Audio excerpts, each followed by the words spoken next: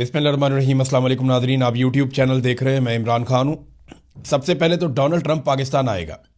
Donald Trump ने अपने मुंह से कहा कि वो पाकिस्तान आएगा, लेकिन उस सूरत में जब पाकिस्तान में कोई डील हो रही होगी ईरान के साथ।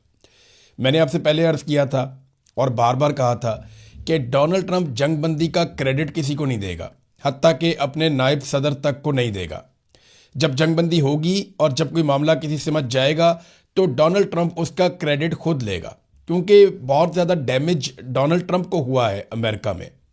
डोनाल्ड ट्रंप को कितनी बड़ी फेस सेविंग लेकर दे सकते हैं आसिम मुनीर साहब, ये मुनहसर है आसिम मुनीर और ईरान के बीच में होने वाली बातचीत में।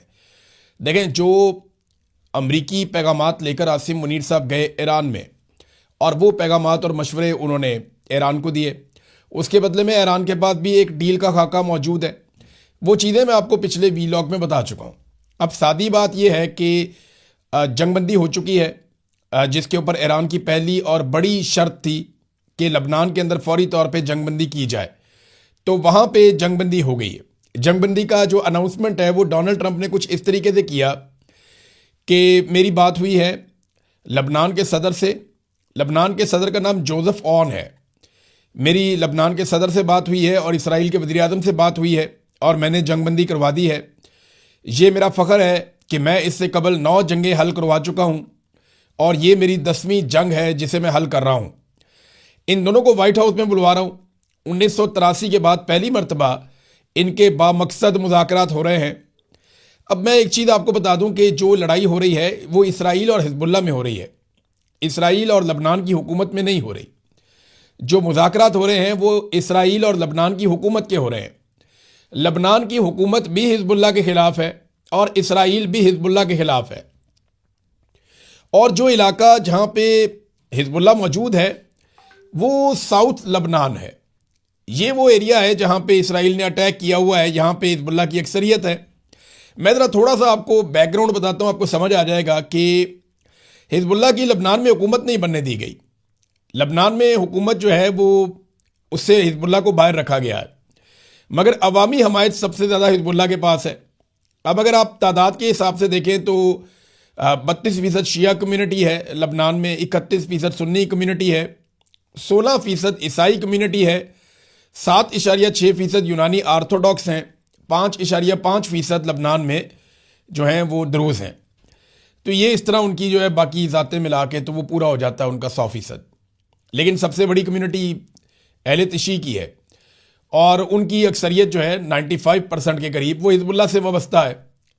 जबकि जो सुन्नी अहबाब हैं उनकी जब अक्सरियत देखी जाती है तो 33-34% वो भी हिजबुल्लाह के हमायती हैं और बाकी जगह से भी हिजबुल्लाह को हमायत मिलती है। तो हिजबुल्लाह सबसे तगड़ी बड़ी जमात है वहाँ पे, लेकिन वो हुकूमत से बाहर है। और वो क्यों हुकूमत से बाहर, आपको आइडिया होगा, क्योंकि देखें 16% आबादी है ईसाई और जोसेफ ऑन जो हैं वो वहाँ के ईसाई सदर हैं इस वक्त लबनान के। ये वहाँ की सेटलमेंट भी है, लेकिन ये चले अच्छा है, जमहूरियत में सबको मौका मिलना चाहिए। लेकिन लड़ाई इसराइल की हिजबुल्लाह के साथ हो रही है और सुलह इसराइल की लबनानी हुकूमत के साथ हो रही है। लेकिन अच्छी बात है कि सुलह हो रही है और ये ईरान का एक बड़ा मुतालबा था। ईरान की जानिब से एक सीनियर सहाफ़ी हैं जिनको आपने बहुत सुना और उनकी बातें बहुत ज़्यादा आप देखते भी रहे सोशल मीडिया पे, हर जगह पे। ये ईरानी प्रोफेसर डॉक्टर सैयद मोहम्मद मरांडी, इन्होंने ये दावा किया है, इनको आप बहुत देखते रहे हैं, कि मुझे ये मालूम हुआ है कि गुज़िश्ता रात जब नेतन्याहू ने जंगबंदी के मुआहदे की पासदारी नहीं की तो ईरान ने अमेरिका को ये बता दिया था कि अगर लबनान में जंगबंदी का फौरी तौर पे ऐलान ना किया गया तो ईरान इसराइली हुकूमत पर हमला कर देगा। इस दबाव ने सूरत हाल पर असर डाला और जंगबंदी के ऐलान की राह हमवार की गई। तो डोनाल्ड ट्रंप ने इसको अपने खाते डाल लिया कि जनाब मैंने 10वीं जंग रुकवा दी है। तो अभी भी डोनाल्ड ट्रंप के दिल में एक ख्वाहिश है कि अमन का नोबेल इनाम उन्हें किसी तरह मिल जाए। बहरहाल डोनाल्ड ट्रंप को अमन का नोबेल इनाम मिले या ना मिले, वो इसकी नामजदगी करने वाले पाकिस्तानियों के पास आ रहे हैं, क्योंकि पाकिस्तानी वज़ीर-ए-आज़म शहबाज शरीफ ने नामजदगी की थी। ट्रंप ने तारीफ़ की फील्ड मार्शल की और शहबाज शरीफ की। पाकिस्तानी मीडिया ने फील्ड मार्शल का ही नाम छापा है, शहबाज शरीफ किसी खाते में ही नहीं है। शहबाज शरीफ को तो तस्वीर से भी बाहर निकाला हुआ है पाकिस्तानी मीडिया ने कि फील्ड मार्शल आसिम मुनीर अजीम इंसान है, ईरान डील हो गई तो पाकिस्तान जा सकता हूँ, ये डोनाल्ड ट्रंप ने कहा। तो ईरानी सदर को फिर आना पड़ेगा اس معاملے کے لیے. دیکھیں اگر ایک طرف سے امریکی صدر آ رہا ہے تو دوسری طرف سے ایرانی صدر کو موجود ہونا چاہیے تاکہ ہم پلہ لوگوں کے بیچ میں بات چیت ہو. کیا اس میں امریکہ کچھ حاصل کرے گا؟ آج سے پہلے امریکہ کا کردار رہتا تھا مانیٹر کا، امریکہ کا کردار رہتا تھا ہیڈ ماسٹر کا. وہ باقیوں کے بیچ میں صلح کرواتا تھا اور اوپر ٹاپ پہ بیٹھتا تھا. لیکن اب پہلی مرتبہ ایسا ہو رہا ہے کہ پاکستان صلح کروا رہا ہے اور امریکہ ایران کے ساتھ بیٹھے گا جنہیں وہ کسی کھاتے میں نہیں لیتے تھے. یہ مذاکرات ہو بھی جاتے ہیں، ڈونلڈ ٹرمپ آ جاتا ہے، اسے کچھ فیس سیونگ مل بھی جاتی ہے. تو امریکہ کے اندر میڈیا جتنا آزاد ہے وہ ڈونلڈ ٹرمپ کو اور اس کے نیریٹو کو اڑا کر رکھ دے گا. یہ میں جانتا ہوں نا، اور آپ بھی جانتے ہیں، اور آپ ہوتا ہوا دیکھیں گے بھی کہ امریکن میڈیا کتنا آزاد ہے اور وہ ڈونلڈ ٹرمپ کی کیا گت بنائے گا جب ڈونلڈ ٹرمپ پاکستان سے ہو کر واپس جائے گا اور ایران کے ساتھ مذاکرات کامیاب کر کے واپس جائے گا. بہرحال اسرائیلی وزیر اعظم کا کیا بنے گا؟ وہ بھی لڑائی کا ایک فریق ہے، لیکن وہ تو پاکستان نہیں آ سکتا کیونکہ پاکستان اس کو تسلیم ہی نہیں کرتا. اور ایرانی صدر یا ان کی حکومت تو کسی صورت بھی اسرائیل کے ساتھ ہاتھ نہیں ملائیں گے، ان کے ساتھ نہیں بیٹھیں گے، ان کے ساتھ بات نہیں کریں گے. تو یہاں پہ ڈونلڈ ٹرمپ کو ہی آنا پڑے گا. کچھ فیس سیونگ ڈونلڈ ٹرمپ لینے کی کوشش کرے گا، کچھ تصاویر، کچھ ویڈیوز بنائی جائیں گی. تو اگر ٹرافی اٹھانے ڈونلڈ ٹرمپ پاکستان آیا بھی نا تو مجھے ایسا لگتا ہے کہ صورتحال کو دیکھتے ہوئے ڈونلڈ ٹرمپ جو ہے وہ ایک انٹری ڈال کے نکل جائے گا، مجھے ایسا لگتا ہے. اور پھر پاکستانی ڈھول پیٹتے رہیں گے، یہ کہیں گے جناب ہم ڈونلڈ ٹرمپ کو لے کر آئے، ہم نے کمال کر دیا، یہ ہو گیا وہ ہو گیا. یہ سارا کچھ ہوگا. پاکستان کے حالات اس سے بدل جائیں گے، یہ سوال ہی پیدا نہیں ہوتا. پاکستان کے حالات تب تک نہیں بدلیں گے جب تک کہ پاکستان کی ملٹری اسٹیبلشمنٹ اپنا رویہ تبدیل نہیں کرے گی. ٹرمپ نے خوشخبری سنائی اپنے سننے والوں کو. ڈونلڈ ٹرمپ نے کہا کہ ایران ایٹمی ہتھیار نہ رکھنے پر رضامند ہو گیا. بھی یہ تو آیت اللہ علی خامنائی جنہیں شہید کر دیا امریکہ نے اور اسرائیل نے بمباری کر کے، وہ تو اپنی زندگی میں فتویٰ دے چکے تھے کہ ایران کبھی بھی ایٹمی ہتھیار نہیں بنائے گا. تو ایران تو پہلے دن سے کہہ رہا ہے کہ وہ ایٹمی ہتھیار نہیں بنائے گا، اور یہ فتویٰ بھی ان کے بعد موجود تھا. اور آیت اللہ علی خامنائی کی زندگی میں تو یہ ہو نہیں سکتا تھا کیونکہ فتویٰ دیا ہوا تھا انہوں نے، اور یہ امریکنز کو شاید آئیڈیا نہیں ہے کہ فتوے کی اہمیت کیا ہے. بہرحال انہیں خود ہی شہید کر دیا، اور اب یہ جو ہے وہ ڈرم بیٹنگ کر رہے ہیں کہ جناب ہم نے ایران کو منا لیا، ایران رضامند ہو گیا کہ اب وہ ایٹمی ہتھیار نہیں رکھے گا. حالانکہ اس کے اوپر پہلے سے ان کے پاس ایک فتویٰ موجود تھا. تو فیس سیونگ ہے نا، ڈونلڈ ٹرمپ کبھی یہاں سے فیس سیونگ حاصل کرنے کی کوشش کرتے ہیں، کبھی وہاں سے فیس سیونگ حاصل کرنے کی کوشش کرتے ہیں. بہرحال جو ایک جنگ بندی کا ٹائم تھا اسرائیل اور لبنان کے بیچ میں، اس میں آپ کو ایک خبر دے دیتا ہوں کہ وہ ڈیڈ لائن ختم ہونے کے 30 منٹ بعد بھی چند دیہاتوں میں یہ رپورٹ ہوا ہے کہ اسرائیلی فوج لگاتار حملہ کر رہی ہے. دیکھیں وہ لبنانی حکومت کو بھی کوئی اتنا پرابلم نہیں ہے اگر حزب اللہ کو مارتی ہے اسرائیلی فوج مخصوص ایریاز میں، کیونکہ لبنانی حکومت کی بھی حزب اللہ کے ساتھ مخالفت ہے، کوئی اچھے تعلقات وہاں پہ ان کے ساتھ بھی نہیں ہے. ناظرین، امریکی ایوان نمائندگان میں ووٹنگ ہوئی ہے اور حیران کن صورتحال بن گئی، اور یہ بڑی ٹائٹ ووٹنگ ہوئی ہے. ڈونلڈ ٹرمپ کے لیے بڑی مشکل پیدا ہو سکتی تھی. ووٹنگ اس بات پہ کروائی جا رہی تھی کہ ڈونلڈ ٹرمپ ایران کے خلاف جو جنگ ہے وہ ختم کرے، اس کی یہ قرارداد تھی. اس کے اوپر ووٹنگ کروائی جا رہی تھی کہ جو ڈونلڈ ٹرمپ نے وار شروع کر دیا ایران کے خلاف، اس جنگ کو ختم کیا جائے. 213 کے مقابلے میں 214 ووٹ ملے ڈونلڈ ٹرمپ کو، یعنی ایک ووٹ کا فرق پڑا ہے. اور ایک ڈیموکریٹک رکن ہے جیرڈ گولڈن، اس نے ڈونلڈ ٹرمپ کے حق میں ووٹ ڈال دیا. حالانکہ اس کی پارٹی ڈیموکریٹ ہے، یہ ریپبلکن کا بھی نہیں ہے، اور ڈیموکریٹ ہونے کے باوجود اس نے ڈونلڈ ٹرمپ کے حق میں ووٹ ڈال دیا. اب اسے اس وقت امریکہ میں بہت گالیاں پڑ رہی ہیں.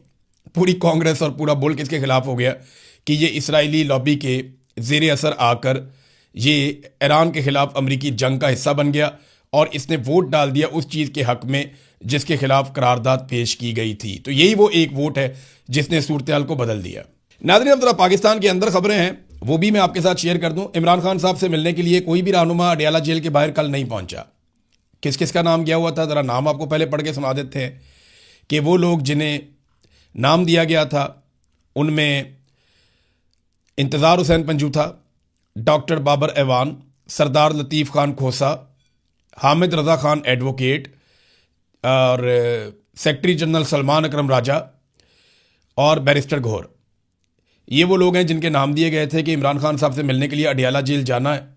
لیکن یہ لوگ اتنے مایوس ہیں کہ یہ عمران خان صاحب سے ملنے کے لیے اڈیالہ جیل کے باہر بھی نہیں آئے، یہ ملنے کے لیے گئے ہی نہیں. اب انہیں پیغام آ جاتا ہے کہ جانے کا کوئی فائدہ نہیں، آپ کو نہیں ملوائیں گے. فرض کریں یہ نہیں گئے تو اس سے ایک تاثر تو بن گیا کہ بھئی ان کی دلچسپی نہیں ہے، یہ اسٹیبلشمنٹ پہ ہی بھروسہ کرتے ہیں کہ اگر اسٹیبلشمنٹ نے ملوانا ہوگا تو ملوا دے گی، نہیں ملوانا ہوگا تو ہم جانے کی بھی تکلیف نہیں کریں گے. پہلے سہیل آفریدی صاحب جاتے تھے، انہوں نے 10-12 چکر لگائے اڈیالہ کے، اس کے بعد وہ بھی نہیں گئے، وہ پریشر بھی ختم ہو گیا. ایسا لگتا ہے پاکستان تحریک انصاف کی لیڈرشپ بہت مایوس ہو گئی ہے، حالات یہاں تک پہنچ گئے ہیں. تحریک انصاف مفاہمت کرنا چاہتی ہے، عمران خان صاحب مزاحمت کرنا چاہتے ہیں، اور تحریک انصاف کے لوگوں کی صورتحال دیکھتے ہوئے عمران خان صاحب نے ایک پیغام بھجوایا تھا، شاید آپ لوگ وہ پیغام بھول گئے ہیں. عمران خان نے اپنی بہنوں سے کہا تھا کہ میری بہنوں سے کہنا میرے لیے آواز اٹھائیں، کوشش کریں. تو اس کا مطلب کیا ہے؟ وہ کیسے آواز اٹھا سکتی ہیں؟ وہ اڈیالہ کے باہر جا سکتی ہیں، وہ پاکستانیوں کو کہہ سکتی ہیں کھڑے ہو جاؤ ہمارے بھائی کے لیے، اپنے لیڈر کے لیے. وہ بین الاقوامی میڈیا کے اوپر آواز اٹھا سکتی ہیں، وہ پاکستان کے سوشل میڈیا پہ آواز اٹھا سکتی ہیں، وہ لوگوں کو یہ کہہ سکتی ہیں کہ آپ نکلے اور نکل کر احتجاج کریں عمران خان کے حق میں. اس کے علاوہ اور وہ کیا کر سکتی ہیں؟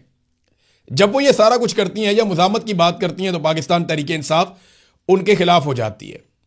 دیکھیں جب نون لیگ زیر عطاب تھی نا تو نون لیگ نے ایک نعرہ لگایا، نون لیگ نے کہا تھا کہ مزاحمت ہوگی تو مفاہمت ہوگی، اور پھر ہم نے دیکھا کہ انہوں نے مزاحمت کی اور اس کے بعد مفاہمت کی، اور ایسی مفاہمت کی کہ آج جوتے پالش کر کر کے وہ بہترین اقتدار میں آ گئے. لیکن پاکستان تحریک انصاف کی لیڈرشپ جو ہے وہ مزاحمت کے موڈ میں بالکل نہیں ہے.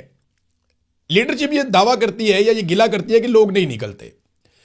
دیکھیں یہ تو اپنی ناکامی کا اعتراف ہے کہ آپ سے لوگ نہیں نکلتے. یہ ایک مانی ہوئی حقیقت ہے جسے عمران خان کے بدترین مخالفین بھی مانتے ہیں کہ پاکستانیوں کی اکثریت عمران خان کے ساتھ کھڑی ہے. اب جب ایک آدمی اتنا مقبول ہے کہ وہ جیل سے بیٹھ کر 2/3 اکثریت لے گیا، ایک آدمی اتنا مقبول ہے کہ اس کے بدترین مخالفین کہتے ہیں کہ اس کی مقبولیت کا ہم مقابلہ نہیں کر پا رہے، اگر الیکشن ہو گیا تو ہم تباہ ہو جائیں گے. اتنے مقبول آدمی کی پارٹی میں ہوتے ہوئے بھی اگر آپ عوام کو نہیں نکال سکتے تو یہ تو آپ کی بہت بڑی ناکامی ہے.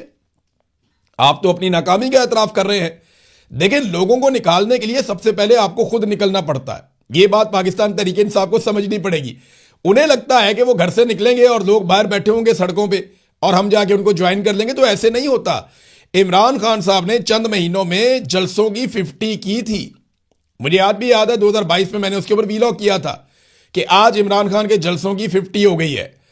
جب عمران خان جیسا آدمی جو بہت مقبول ہے پاکستان میں، اس کو پورا پاکستان جانتا ہے، اس سے بھی لوگوں کو نکالنے کے لیے 50-60 جلسے کرنے پڑتے ہیں، تو پھر آپ کس کھیت کی مولی ہے؟ آپ کو بھی لوگوں کو نکالنے کے لیے زور لگانا پڑے گا، کوشش کرنی پڑے گی. لیکن یہ لوگ کوشش نہیں کر رہے. انہیں لگتا ہے کہ عمران خان کے نام پہ انہیں دوبارہ ووٹ مل جائے گا، تو اتنا زور لگانے کی ضرورت کیا ہے؟ اب خیبر پختونخوا میں ایک جلسے کا ذکر ہو رہا ہے کہ 19 تاریخ کو وہاں پہ جلسہ کیا جائے گا پاکستان تحریک انصاف کی جانب سے، اور یہ دعویٰ کیا گیا ہے، یہ کال عمران خان کی جانب سے ہے. تو دیکھتے ہیں وہاں پہ جو سیاستدان ہیں خیبر پختونخوا کے، وہ کتنے بڑے پیمانے پر عوام کو نکال سکتے ہیں. کیا وہ ایک نیا ریکارڈ بنا سکتے ہیں جلسے میں؟ کیا وہ اس مایوسی کو دور کر سکتے ہیں؟ یہ سارے سوالات کا جواب ہمیں 19 تاریخ کے جلسے کی شام کو مل جائے گا، اور جو آپ 19 تاریخ کو یا 20 تاریخ کو ویلاگ دیکھیں گے اس میں ساری تفصیلات میں آپ کے سامنے رکھ دوں گا. عمران خان صاحب نے ایک اور حکم دیا تھا. انہوں نے کہا تھا کہ ایک نئی سیاسی جماعت رجسٹرڈ کروائی جائے، کیونکہ دیکھیں حالات کا کوئی پتہ نہیں ہے. آپ الیکشن میں جائیں، دوبارہ انتخابی نشان نہ ہو تو پاکستان تحریک انصاف کیا کرے گی؟ کیا دوبارہ سے یہ الیکشن لڑیں گے چولہے کے اوپر، جوتے کے اوپر، کیتلی کے اوپر، گھڑیال کے اوپر، گاجر مولی اور بینگن کے اوپر الیکشن لڑیں گے؟ یا انہوں نے ایک نشان کے اوپر الیکشن لڑنا ہے؟ تو ایک پولیٹیکل پارٹی عمران خان نے کہا تھا رجسٹر کروائیں، لیکن پاکستان تحریک انصاف کے لوگوں نے یا عمران خان صاحب کی پارٹی کے لوگوں نے ابھی تک وہ پولیٹیکل پارٹی جو میری اطلاع ہے اس کے مطابق رجسٹرڈ نہیں کی. گلگت بلتستان میں اور آزاد کشمیر میں الیکشن سر پہ آ گئے ہیں، لیکن اس کے باوجود انہوں نے کوئی نئی پولیٹیکل پارٹی رجسٹرڈ نہیں کی. اب بشرا بی بی کی صحت بہت خراب ہو گئی ہے، اس کے بارے میں ایک رپورٹ ہے، میں آپ کے ساتھ شیئر کر دیتا ہوں صورتحال. بشرا بی بی کی آنکھ کی سرجری کی گئی ہے اور مختلف ٹی وی چینلز پہ پاکستان میں یہ اطلاع دی گئی، اور یہ سرکاری ذرائع سے خبر جاری کی گئی ہے کہ اڈیالہ جیل میں قید سابق وزیر اعظم عمران خان کی اہلیہ بشرا بی بی کی آنکھ کی سرجری مکمل کر دی گئی. اور یہ بتایا گیا ذرائع کے مطابق کہ سابق خاتون اول بشرا بی بی کی دائیں آنکھ کی سرجری راولپنڈی کے ایک اسپتال میں مکمل کی گئی ہے. آپریشن 1.5 گھنٹے تک یا اس سے زیادہ ٹائم تک جاری رہا، اور عمران خان صاحب کی اہلیہ کی ایک میڈیکل رپورٹ سامنے آئی تھی جس میں انکشاف ہوا تھا کہ ان کی بینائی بھی متاثر ہو رہی ہے، اور پھر پمز اسپتال کے اسپیشلسٹ جو ڈاکٹرز ہیں انہوں نے آ کر دیکھا، اور اس کے بعد پھر انہوں نے ریکمینڈ کیا کہ ان کی آنکھ کی سرجری کروائی جائے۔ اب مختلف قسم کی دوائیاں اور چیزیں وغیرہ ان کو ریکمینڈ کر دی گئی ہیں، ڈراپس وغیرہ دے دیے گئے ہیں کہ ان کا علاج کیا جائے۔ تو حالت کے بارے میں کہا جا رہا تھا کہ ان کی بھی تشویشناک ہے۔ یہ ایسا کیا کر رہے ہیں ان کے ساتھ جیل میں کہ ان کی آنکھیں ضائع ہو رہی ہیں؟ عمران خان کی دائیں آنکھ کی بینائی حکومتی ذرائع کے مطابق 85% چلی گئی ہے۔ بشرا بی بی کی بھی آنکھ کی بینائی جا رہی ہے، ان کی آنکھ کی بھی سرجری کرنی پڑی ہے۔ یہ کون سا ایسا تجربہ کر رہے ہیں یا کون سا ایسا کھیل کھیل رہے ہیں، اس کے بارے میں باہر کوئی نہیں جانتا، کیونکہ باہر کسی کی ملاقات ہی نہیں ہوتی۔ بشرا بی بی کی فیملی کو پہلے آگاہ کیا گیا کہ آپ فوری طور پہ آ جائیں، یعنی یہ اطلاع ملی تھی کہ بشرا بی بی کی فیملی کو کہا گیا کہ آپ آ جائیں، آپ کی ملاقات کروائی جائے گی، لیکن پھر بعد میں انہیں کہا کہ اب آپ کل آ جائیں صبح 9 بجے، آپ کی کل ملاقات کروائی جائے گی۔ اب پتہ نہیں کل بھی بشرا بی بی کی ملاقات کرواتے ہیں یا نہیں کرواتے، لیکن حالت ان کی بھی خراب ہے۔ حالت کوئی عمران خان صاحب کی بھی آنکھ کی اچھی نہیں ہے، لیکن اس کے باوجود ہر طرف جو ہے وہ سکون ہے، اطمینان ہے۔ عمران خان صاحب سہیل آفریدی کو لے کر آئے تھے، اور انہیں لگتا تھا کہ یہ ایک نوجوان ہے، یہ میرے لیے بڑی زبردست تحریک کھڑی کر دے گا اور نوجوانوں کو میرے پیچھے لگا دے گا، اور نوجوانوں کی بہت بڑی تعداد اکٹھی کر کے اسٹیبلشمنٹ پہ ایک دباؤ کا ماحول بنا دے گا، لیکن بدقسمتی سے ابھی تک تو وہ بھی نہیں ہوا۔ میں ایسا نہیں ہوں، مایوسی نہیں ہے کہ یہ نہیں ہو سکتا، یہ بالکل پاسبل ہے، یہ ہو سکتا ہے، لیکن ابھی تک نہیں ہوا۔ اب تک کے لیے اتنی، اپنا خیال رکھیے گا، اپنے چینل کا بھی۔ اللہ حافظ۔